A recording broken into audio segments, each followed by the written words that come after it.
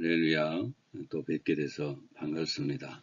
계속해서 북왕과 남왕에 대한 내용을 이야기로 살펴보면서 은혜를 나누고 있는데, 오늘도 말씀 가운데 역사하시는 우리 아버지의 은총이 우리 모두에 함께하기를 주의 이름으로 축원합니다. 오늘은 북구대왕 여호람 왕에 대해서 살펴보면서 또 은혜를 나누려고 합니다. 북구대왕 여호람은 다락 난간에서 떨어져 병상에서 죽은 그 북 8대왕 아하시아는 형제이고 아합에게는 아들이 되는 왕입니다. 아하시아가 아들이 왕이 오르고 2년 만에 죽게 되고, 아들이 없자 동생인 여호람이 왕위에 오르면서 통치를 시작하게 됩니다. 오늘 본문은 여호람에 대해서 간단한 평가를 이렇게 하고 있습니다. 열왕기하 3장 1절 3절 유다의 여호사밧 왕 18째 해에 아합의 아들 여호람이 사마리아에서 이스라엘을 12해 동안 다스리니라. 그가 여호와 보시기에 악을 행하였으나 그의 부모와 같이 하지는 아니하였으니 이는 그가 그의 아버지가 만든 바알의 주상을 없이 하였습니다. 그러나 그가 느밧의 아들 여로보암이 이스라엘에게 범하게 한 그 죄를 따라 행하고 떠나지 아니하였더라. 여호람이 초기는 아주 잘한 모습을 보게 됩니다. 자기 아버지 아합이 세운 주상을 제거하기도 하면서 하나님께로 돌아서 보려고 했지만 결국 그는 나중에 다시 선대 왕들이 욱한 그 우상의 길로 돌아가 버리고 말입니다. 3절에 말씀합니다. 그러나 그가 느밧의 아들 여로보암이 이스라엘에게 범하게 한 그 죄를 따라 행하고 떠나지 아니하였더라. 정말 안타까운 그런 내용이죠. 그대로 우상을 제거하고 개혁을 주도했더라면 여호람은 성군의 반열에 섰을 것이고 북이스라엘의 운명이 바뀌어졌을 것인데, 여호람이 끝내는 선대 왕들처럼 우상을 섬기고 악행을 저지르는 자리에 서고 맙니다. 이제 앞으로 몇 번은 이 왕의 행적과 그 왕의 시대 활동한 엘리사와 함께 살펴보게 되는데, 우리 동역자들에게도 귀한 은혜가 있기를 다시 한번 소망합니다. 오늘 살펴보는 내용은 그 여호람 왕의 행적 중에 모압과의 그 전쟁에 관한 내용입니다. 여호람은 갑자기 왕이 오르게 되면서 뭘 어떻게 해야 될지를 모르고 왕이 됩니다. 정치는 어떻게 해야 되고 주변 국가들과의 외교 관계는 또 어떻게 해야 되고 전혀 준비가 안 된 상태에서 왕이 되어서 더더욱 나라를 다스리는 것이 혼란스럽기만 합니다. 근데 그때 여호람이 왕이 오르자마자 모압이 그동안 바쳐오던 조공을 바치지 않겠다고 선언을 합니다. 모압은 다윗이 지배한 후로 계속해서 이스라엘을 섬겨왔던 나라로 1년에 새끼양 10만 마리의 털과 순양 10만 마리의 털을 조공으로 바쳤던 그런 나라입니다. 북이스라엘에게 경제력 의 부분에서 큰 힘을 보태주었던 나라인데, 이 아합 왕이 죽은 후에 이제는 더 이상 조공을 못 바치겠고 종 노릇도 못하겠다고 하면서 독립을 선언하는 것입니다. 여호람 입장에서는 굉장히 기분이 나쁘죠. 왜냐하면 사실 형 아하시아가 죽게 된 원인도 보면 이 모압의 배반도 어느 정도 영향을 끼쳤다는 것을 우리가 알게 되거든요. 다락 난간에서 떨어지기 전에 모압이 배반했다는 그 소식을 들었으니 모압 때문에 형 아하시아가 죽은 것이나 마찬가지입니다. 그런데 자기가 왕이 되었을 때에 모압이 공식적으로 조공을 못 바치겠다고 선언하고 독립을 선포하니 화가 날 수밖에 없죠. 화가 난 그 여호람은 왕이 오르자마자 모압을 정복하려는 계획을 세우게 되고 에돔과 남유다에게 도움을 요청합니다. 남유다에게 도움을 요청하는 장면이 7절에 나옵니다. 또 가서 유다의 왕 여호사밧에게 사신을 보내 이르되 모압 왕이 나를 배반하였으니 당신은 나와 함께 가서 모압을 치시겠습니까? 남유다 왕 여호사밧이 이 여호람의 요구를 들어줍니다. 사실 남유다 왕 여호사밧이 이때 거절해야 됩니다. 여호람의 청을 거절해야 되는데 들어줍니다. 남 여호사밧이 북 아합 왕과 사돈 관계를 맺고 그 연합에서 이제 아람과 전쟁을 할 때 그때도 선지자에게 큰 책망을 듣죠. 역대상 19장 2절에 이렇게 말씀합니다. 하나님의 아들 선견자 예후가 나가서 여호사밧 왕을 맞아 이르되 왕이 악한 자를 돕고 여호와를 미워하는 자들을 사랑하는 것이 옳으니까 그러므로 여호와께로부터 진노하심이 왕에게 임하리이다. 섬찟한 그런 말씀이죠.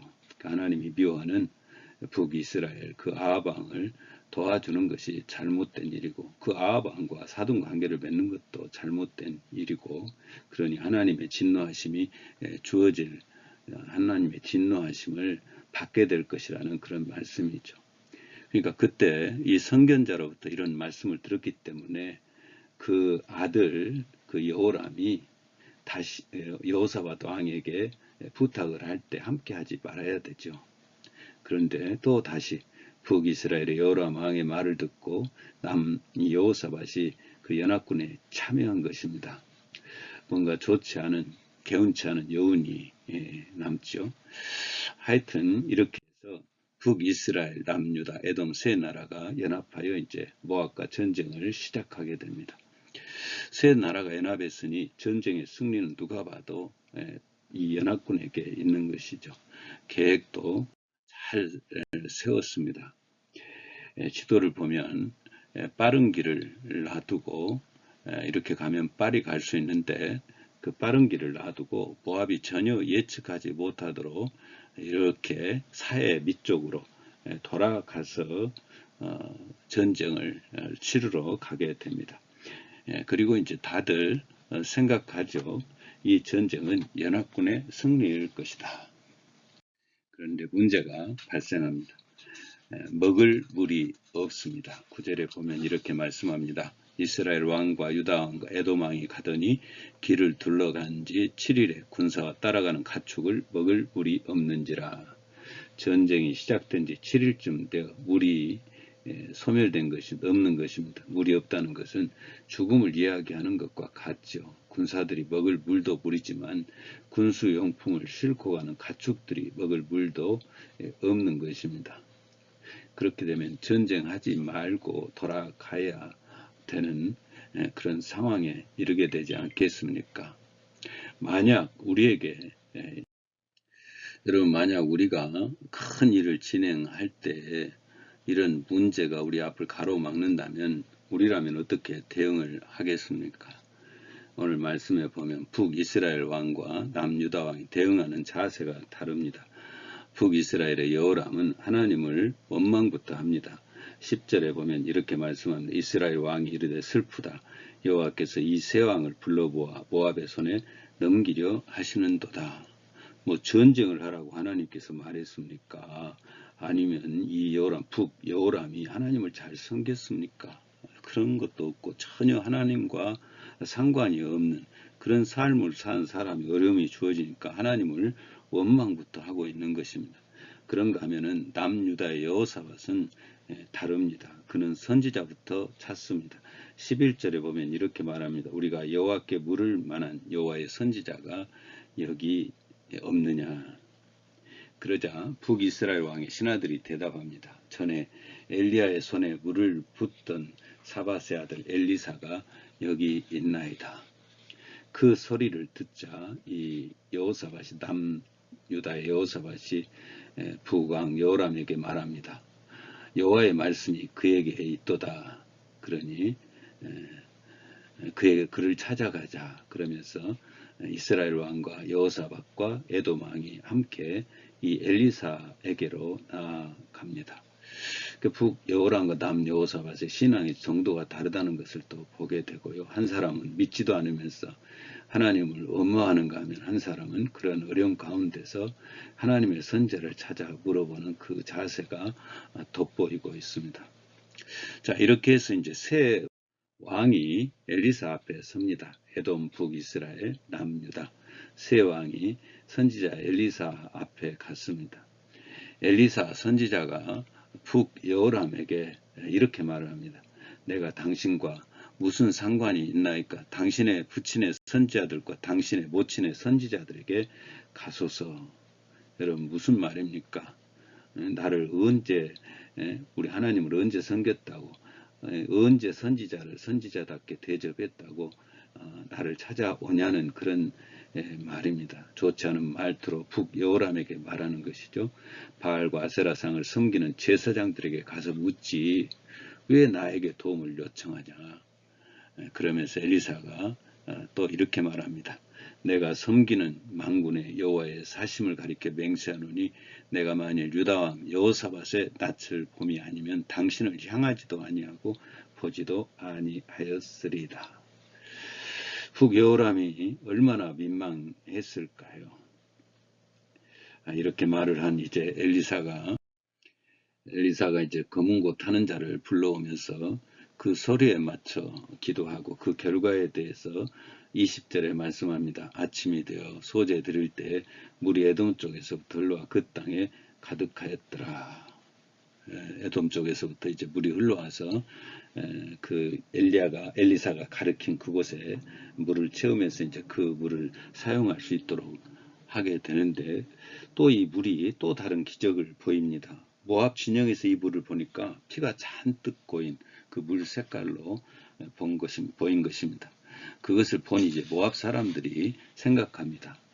저 피를 보면 저것은 틀림없이 3개 연합군이 서로 싸우다가 흘린 피일 것이다. 저들이 서로 싸우고 있으니 우리가 쳐들어가서 끝장을 내자. 그리고 마음 놓고 이제 이스라엘 연합군 진영으로 쳐들어 오는데 연합군이 준비하고 있다가 저들을 쳐서 크게 이기게 됩니다. 자, 이런 전쟁은 이제 말할 것도 없이 연합군의 승리로 끝나게 되는데 이러한 전쟁이 또 우리에게 주시는 은혜가 있습니다.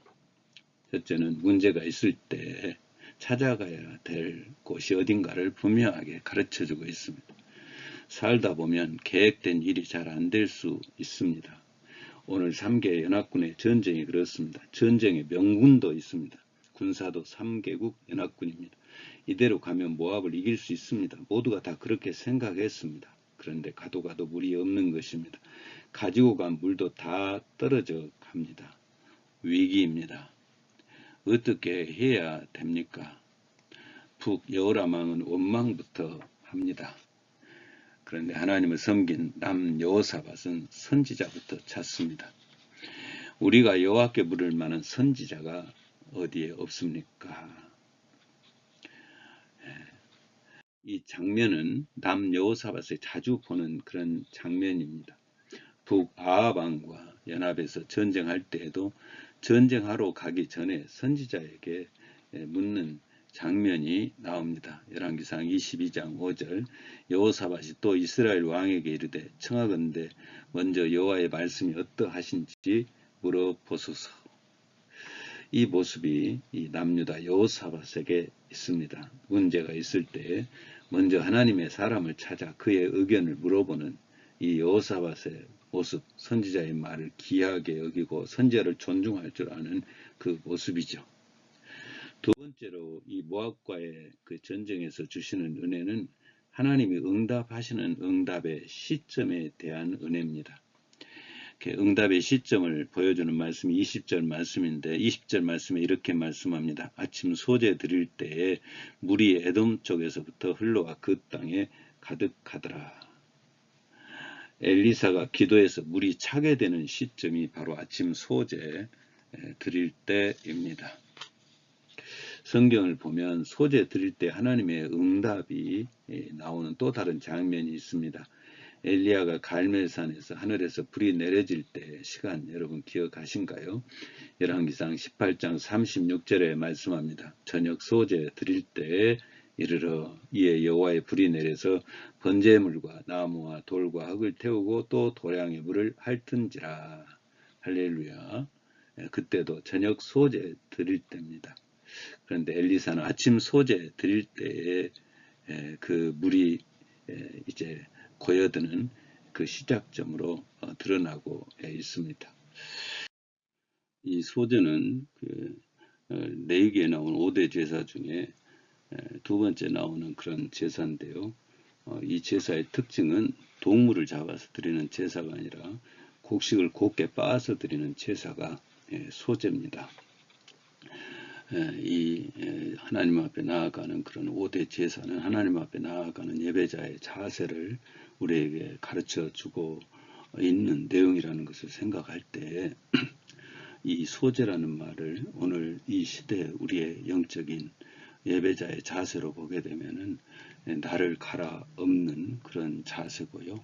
육의 소욕을 벗어버리면서 드리는 예배고 내 감정을 다스리고 내 죄의 모습을 다스리면서 하나님께 예배드리는 그런 모습이죠. 그래서 육의 소욕을 다스리는 내용이 담긴 제사가 소제인 것을 생각하면 소제는 성령의 열매를 사모하는 자가 지녀야 될 예배자의 모습인 것입니다. 갈라디아서 5장 24절에 말씀합니다. 그리스도 예수의 사람들은 육체와 함께 그 정욕과 탐심을 십자가에 못 박았느니라. 정욕과 탐심을 십자가에 못 박는 것은 나의 소욕을 다스리고 성품을 다스리는 모습이죠. 그래서 소제를 성령 충만의 기름 부음을 받는 예배라고 말하기도 합니다. 그래서 나의 육의 소욕을 갈아엎는 거 정말 은혜 받는 일에 있어 중요합니다. 성령의 충만함을 받기 위해서는 꼭 필요한 자세죠. 호세아 10장 12절에 말씀합니다. 너희가 자기를 위하여 공의를 심고 인애를 거두라. 너희 묵은 땅을 기경하라. 지금이 곧 여호와를 찾을 때니 마침내 여호와께서 오사 공의를 비처럼 너희에게 내리시리라. 묵은 땅을 기경하라는 말은 오래되어 굳어있는 심령을 하나님의 성품으로 새롭게 갈아엎으라는 말씀입니다. 하나님 앞에서 우리 마음을 늘 새롭게 해야 되겠죠. 버려야 될 것은 버리고 고쳐야 될 것은 고치고 버려야 될 욕심, 하나님 앞에 나아가는 것을 방해하는 탐심, 이런 것들은 소재의 재물인 고운 가루같이 갈아 엎어지는 모습으로 내 심령이 변화되어야 될 줄로 갈아엎어져야 될 줄로 믿습니다. 말씀을 이제 맺습니다. 우리가 살아가면서 위기가 있을 때가 있습니다. 그때는 하나님의 말씀이 있는 곳으로 가십시오. 예배의 자리, 주의 종이 있는 곳입니다. 그리고 소재 재물이 되십시오. 묶은 습관, 육의 소욕을 갈아엎으십시오. 여기에 하나님의 은총이 함께 하실 줄로 믿습니다. 할렐루야.